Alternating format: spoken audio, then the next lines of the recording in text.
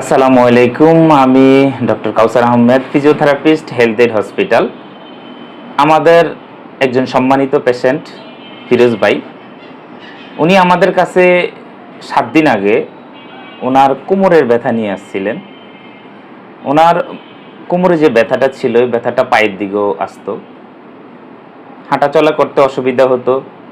আমরা অ্যাসেসমেন্ট করে যেটা বের করলাম সেটা হলো ওনার ডিস্ক বাল্জ আছে লাম্বার এরিয়ায়, সাথে রেডিকুলোপ্যাথি। ওনার হেভি লোড অ্যাক্টিভিটিগুলো করতেন, সেই জন্য ওনার কোমরের ব্যথাটা দিন দিন বাড়তেছিল।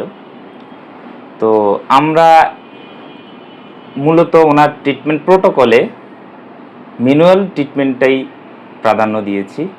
এছাড়া কিছু পজিশনিং মেনটেন করছি।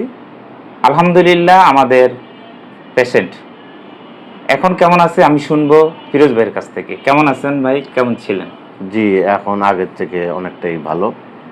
আগে ব্যথা ছিল, এখন আপনার এখানে থেরাপি নেওয়ার পর আল্লাহর রহমতে আগের থেকে অনেকটা ভালো আছে।